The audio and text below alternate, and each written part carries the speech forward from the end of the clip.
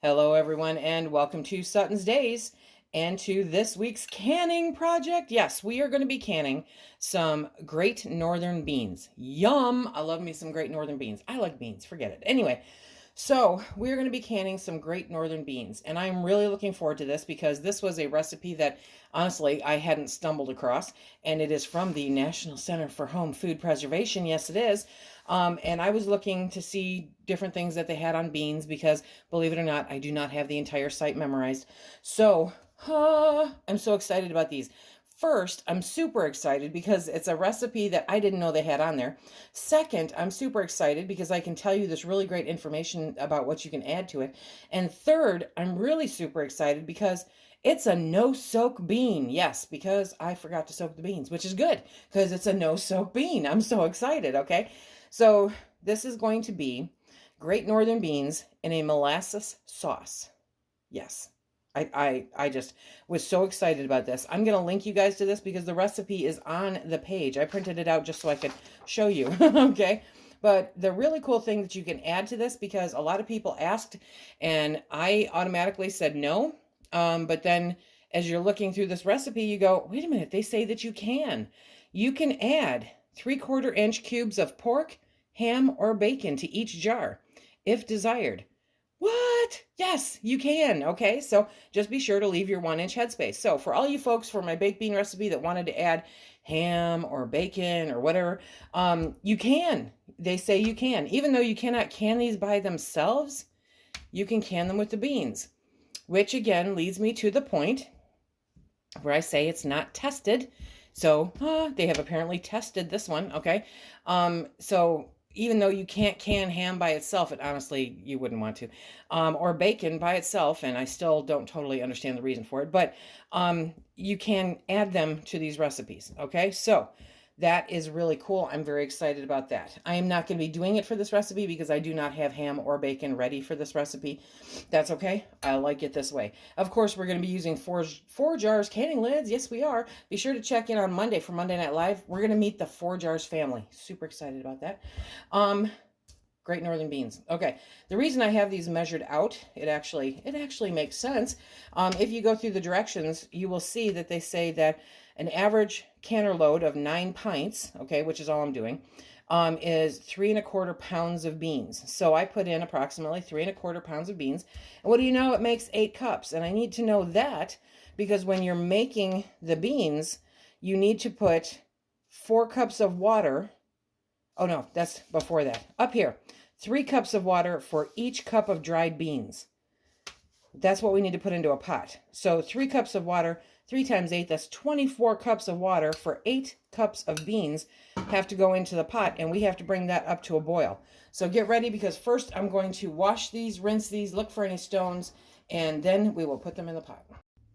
I love these pots and pans. I'll put a link down below for the set, but I just absolutely adore them because they have the measurement inside, so I can measure 24 cups of water right there. I don't know about adding 8 cups of beans to this. I might have to change out the pot. I'm going to change out the pot since I have to bring it up to a boil, but I thought I'd show that. They're Cuisinart, you guys. I love the fact that they're measured. Okay, I'm easy to amuse, I know. They are washed, they are rinsed, they are sorted, they are in the water, and we're going to bring this up to a boil for 2 minutes. It says to sort and wash the dry beans, add 3 cups of water for each cup of dried beans, boil for 2 minutes, remove from the heat, and soak for an hour, and then drain. Okay, then heat to boiling in fresh water. Save that liquid for making the sauce. Oh, yes. Okay, so we're going to bring this up to a boil. We're going to let it boil for 2 minutes. Then we're going to let it soak for an hour. We'll be back. Okay, these have been soaking for an hour. Look at how much they swelled. I mean, these tripled or quadrupled in size. Seriously. So all of you remember it was a lot of water. 24 cups of water. 8 cups of beans. Yeah. Now. Okay, so I'm going to go rinse these off. And then, steam. And then I'm going to put more water in there and bring it back up to a boil. Now we are at the point where I have strained the second pot of liquid out of there, reserving 4 cups of the liquid. There are some beans in there because, well, beans float. Anyway, So then I got rid of the rest of it, okay? All the hot beans are in the pot here. I have my canner here, and I'm going to turn that on so that it starts heating up, because as you can tell from the steam, this stuff is hot. So in with the liquid, right? 4 cups of liquid. So in with the liquid, we are going to put 1 tablespoon of vinegar, okay? There we go. And I should have done that last. That's what I get. It doesn't matter. Okay, we're going to put in 3/4 of a teaspoon of dry mustard powder. Legit, I'm rounding up to a teaspoon. So we're going to do a teaspoon of dry mustard powder. If you don't have dry mustard powder, go ahead and put regular mustard in there. But I don't know how much, because the mustard powder is more concentrated. So you're going to want to play that by your taste buds. You know what I mean?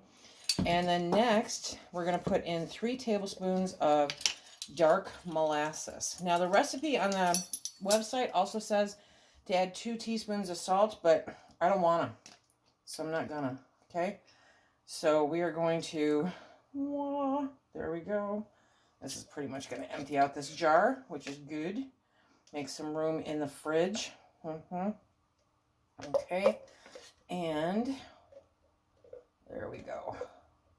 Molasses. So this is the molasses sauce, right? So now we're going to mix that all up, get it all incorporated, and then we're going to start spooning those beans into the jars. We're going to fill the jars, according to the National Center for Home Food Preservation, we are going to fill the jars 3/4 of the way full. So 3/4 full with hot beans, okay? And the beans, they are hot. So let's make that happen. Well, I've got you down here. I wanted to show you. Do you see the fog on the outside of that jar? That's because it's been canned. It had hot water on it. I didn't get it off where it came to me that way, because like I said, most of my jars I buy used, okay? So, okay, that looks like 3/4 to me. So that's going to be the line that I follow. What does that cloudiness on your jars do? Nothing. It does nothing. It is an aesthetic issue only, okay? It has nothing to do with the outcome of what's in your jars. So if you get it, don't freak out about it. Do not freak out about it. It does not impact the food in the jars.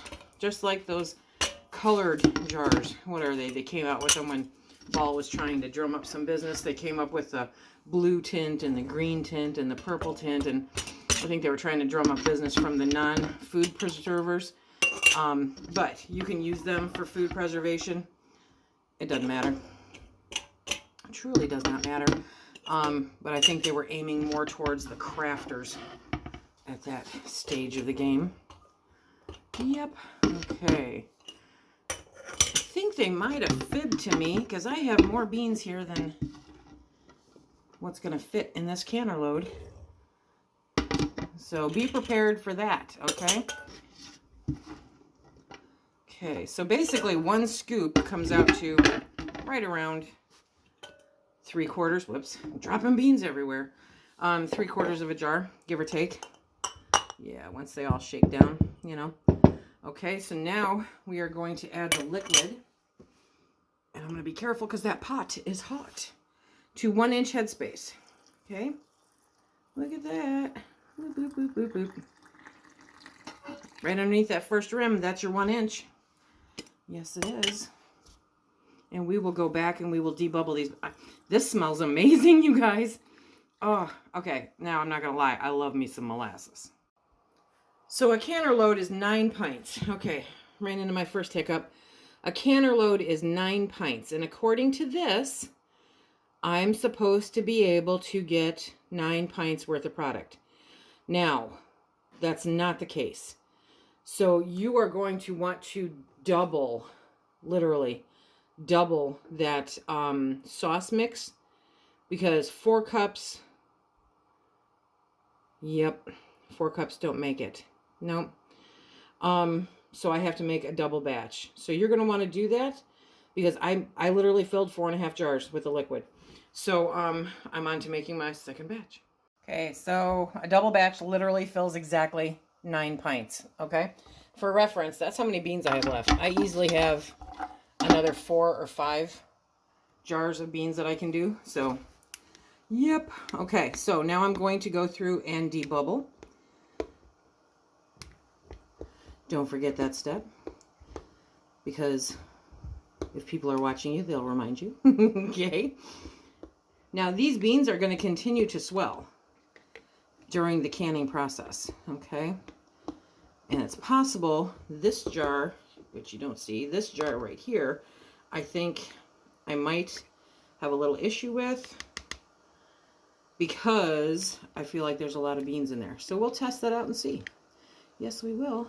This is going to be so good. It smells amazing. Okay, so now we're going to take our vinegar. We're going to put some on a damp cloth or a paper towel, whatever the case may be. Do what you do. We're going to make sure to get those rims cleaned off, wipe them off, okay? Because between the beans and then the maple syrup, or the molasses, not maple syrup, you don't want anything to get between you and the lid, the jar and the lid, right? So you want to make sure there's a clean. And see, there's still, still some stuff on there. So we got it off. Life's good. Let's get the lids on. As is the case with all of our canning projects, we are going to be using Forjars lids. Look at that button. Do you see that button? It's gorgeous. Okay, somebody said, hey, be careful. Those are kind of sharp. I haven't run into that, but be careful. Those might be kind of sharp, okay? So we're going to put the lids on all of the jars. I don't know if you can hear it in the background. I have the canner is heating up beautifully. So we're going to get these on. Now I'm going to get the rings. Time to get those rings on. Okay, remember we do them finger tight. Okay, that means you're not cranking them on. 2 fingers, my friends, and when it stops and starts moving the jar, you are done. You take those and put them in the canner. Be careful because these jars are hot because that was boiling water. Okay, so put those in. Now, here is a very interesting thing I'm going to mention. If you look at the page for this, I had to flip it over and went, what are they talking about now? Because as you know, when we can any other kind of beans, right, it is 75 minutes for pints and it is 90 minutes for quarts. Well, with this recipe, they say that it is 65 minutes processing time for pints and 75 minutes for quarts.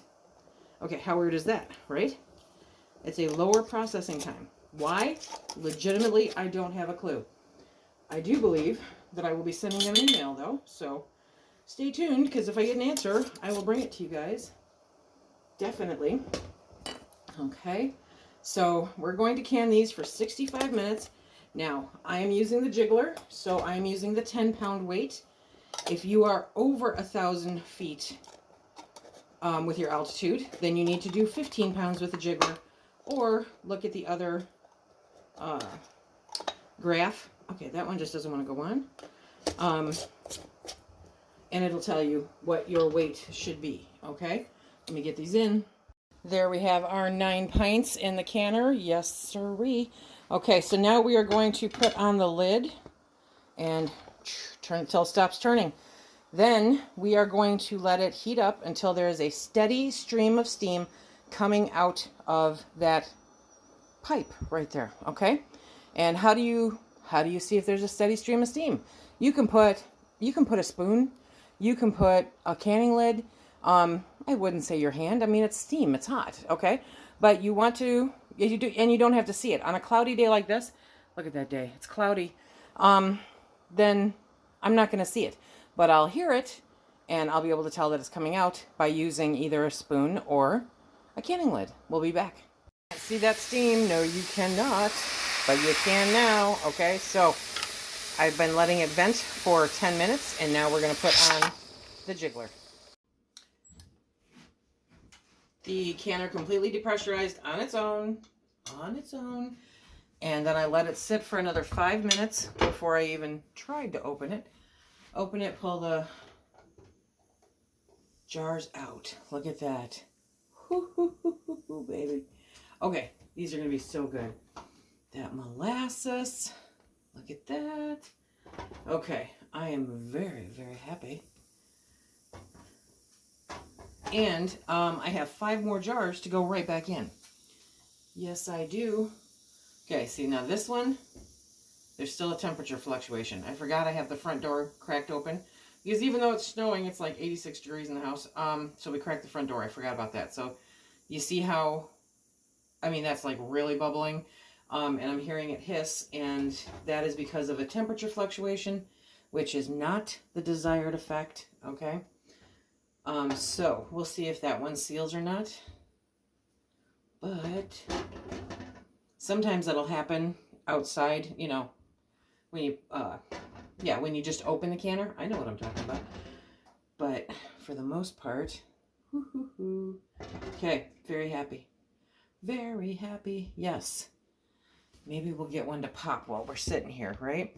But those are my beans in a molasses sauce. And this recipe is thanks to the National Center for Home Food Preservation. There is a big question that I have regarding the inconsistency on the the directions, and so I'm going to be reaching out to them asking specifically with regards to this page why it is a different cook time than the other beans, why it's a different amount of beans in the jar than the other page, why it specifically says that you can add meats that are normally cured, and that's okay. Okay, but you cannot can cured meats, you know, an approved method. I have a lot of questions that are just brought on by this page alone. I am very interested in finding out if they respond to me. I also reached out to a friend, to Lilu, and she's actually has a meeting later this week. Did you hear that? One of them pinged. She has a meeting later this week, and she's going to ask there also. So we're going to hopefully get an answer and an understanding, but I understand that it's not, you know, I understand that it's different. I'm aware of it. I noticed it, and I wonder why also. So I remember, I'm not the National Center for Home Food Preservation. I am just somebody who believes in following what they toss out there, okay? So if you're interested in doing things a little different from just plain beans and you want to add in some pork, some ham, some bacon, check out this link down below. I'll put the first link will be for this one. The second link will be just for canning beans, okay, and the instructions that they have. And you'll be able to see the differences there, and you'll be able to see the difference in the times. So part of the thought process in discussing this with my canning friends is that this recipe specifically has added acidity to it, you know, whether it is the vinegar that goes with the molasses or whether it's the tomato, the ketchup tomato, or the tomato juice, you know, there's added acidity, which might make the beans break down better so that the heat can get into them. Who knows? We're strictly guessing at this game, but we are going to reach out and we are going to try to get an answer for you. So as soon as I know, you will know. I hope that everybody is having a fantastic day. And remember, until next time, everybody, please be safe.